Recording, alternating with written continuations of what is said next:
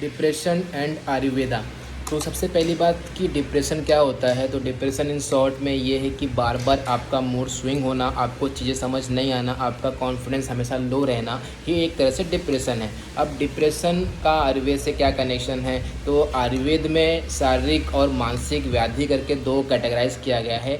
जितने भी आपको साइकोलॉजिकल इश्यूज़ हैं वो सभी का समावेश आयुर्वेद में मानसिक व्याधि के अंदर किया गया है। इसका मतलब ये होता है कि आयुर्वेद में डिप्रेशन नाम से ऐसा स्पेसिफिक कोई टर्म नहीं है, पर हाँ उसका समावेश जो है वो मानसिक व्याधि के अंदर किया गया है।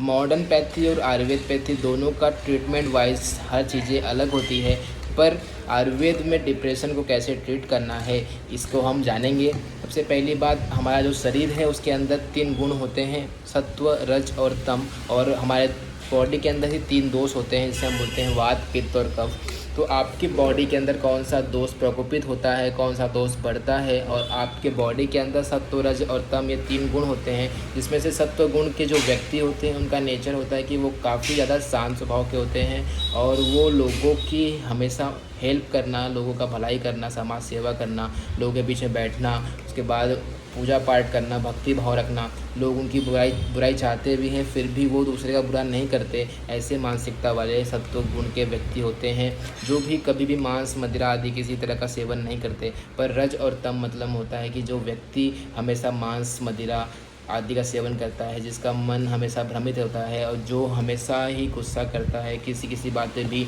चिड़चिड़ा हो जाना, ये चीज़ें दिखाता है, तो वो गुण जो है वो रज और तम भी गुण है। आपके आहार विहार का भी आपके बॉडी पे काफ़ी प्रभाव पड़ता है। अगर आप ऐसे चीज़ें खाते हैं जिसकी वजह से आपके रज और तम गुण बढ़ते हैं, जैसे कि आप अगर अपने डाइट में नॉनवेज खा रहे हैं या फिर एक्सेसिव अमाउंट में नॉनवेज खा रहे हैं आप, या फिर आप अपने खाने में एक्सेसिव जो मसाले कर रहे हैं, मसाले का अमाउंट काफ़ी बढ़ा दिया आपने, तो उसका भी प्रभाव आपकी बॉडी पड़ता है और रज और तम गुण बढ़ते हैं। इसके वजह से आपको छोटी छोटी बातों पे गुस्सा होना, मूड स्विंग हो जाना, चिड़चिड़ापन होना, कोई आपको कुछ बोल दे तो तुरंत गुस्सा आ जाना, ये चीज़ें दिखाई देती हैं।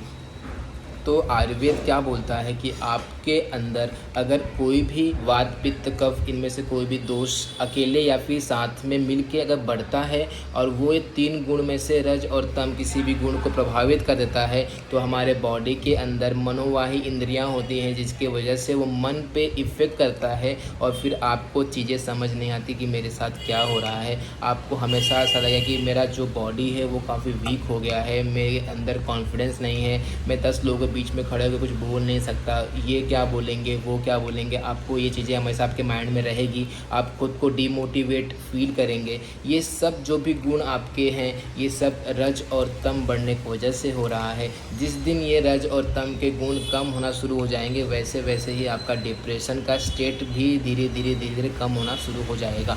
सबसे पहली बात, आप अपने डिप्रेशन को कैसे कम कर सकते हैं। तो इसका बेस्ट सोल्यूशन, बेस्ट ट्रीटमेंट है कि ये केवल आप ही कर सकते हैं, इसके अलावा कोई और नहीं कर सकता, कोई डॉक्टर आपकी कोई भी हेल्प नहीं कर सकता। सबसे पहले आपको अपने माइंड में ये बिठाना है कि मुझे डिप्रेशन से लड़ना है, मुझे खुद को इस स्टेट से बाहर निकालना है और वो निकालने वाला या निकालने वाली मैं ही हूँ, तो ही आप डिप्रेशन से बाहर निकल सकते हैं। अदरवाइज़ डॉक्टर आपको पेपर पे मेडिसिन चेंज करते करते थक जाएंगे पर आपका डिप्रेशन कम नहीं होगा। तो सबसे पहले आप अपने मन में बिठाइए कि मुझे डिप्रेशन को जो है ख़त्म करना है, जड़ से ख़त्म करना है, और आप एक चैलेंज लीजिए कि हाँ मैं 1 महीने के अंदर ही डिप्रेशन से लड़ के ये चीज़ ख़त्म कर सकता हूँ। तो आप वो चीज़ कर लेंगे। और आयुर्वेद में कुछ मेडिसिन ऐसी है जो कि आपके माइंड को रिलैक्स करती है। इसमें काफ़ी प्रकार के औषधियों का समावेश किया जाता है जो कि मेध्य रसायन होते हैं, आप च्यवनप्राश का समावेश किया जाता है। उसके बाद फिर कुछ वट्टियाँ होती है वो दिया जाता है। आयुर्वेद के पंचकर्म के कुछ प्रोसीजर होते हैं जो करना पड़ता है, जिसमें से नस्य काफ़ी इंपॉर्टेंट होता है। नस्य मतलब होता है कि आपके नाक के रास्ते से मेडिसिनल ऑयल का 1 या 2 ड्रॉप आपके नाक में डालते हैं, जिसकी वजह से वो आपके मस्तिष्क को इम्पैक्ट करता है और आपकी जो भी मानसिक व्याधि है वो कम करने में आपकी काफ़ी हेल्प करता है। उसके बाद अगला जो स्टेप आता है वो होता है शिरोधारा। तो शिरोधारा मतलब होता है कि आपके माइंड पे ड्रॉप बाय ड्रॉप एक औषधि युक्त तेल और औषधि युक्त तक्र आपके माइंड पे यानी कि आपके ब्रेन को इम्पैक्ट करने के लिए आपके सिर पे यानी कि यहाँ के आसपास जो भी एक पॉइंट होता है वहाँ पे गिराया जाता है।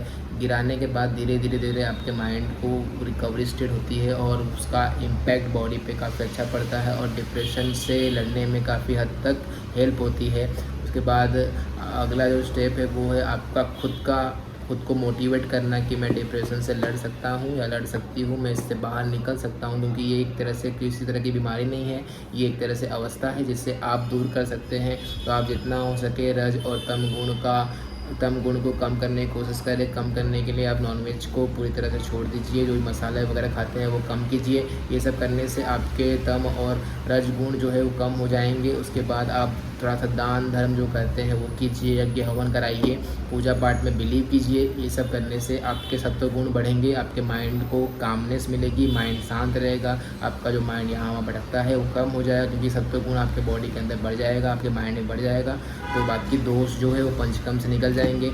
एक बार आप अपने मानसिक दोषों को ठीक कर लेते हैं, शारीरिक दोष भी ठीक हो जाएंगे और आपका डिप्रेशन कई हद तक कम हो जाएगा। रेगुलर बेसिस पे फिर आप योगा स्टार्ट कीजिए, प्राणायाम कीजिए, प्राणायाम में भूचरी रेचरी कुंभक आप ये सब स्टार्ट कीजिए। ये सब करने से भी आपका जो भी डिप्रेशन है कई हद तक कम हो जाएगा। धन्यवाद।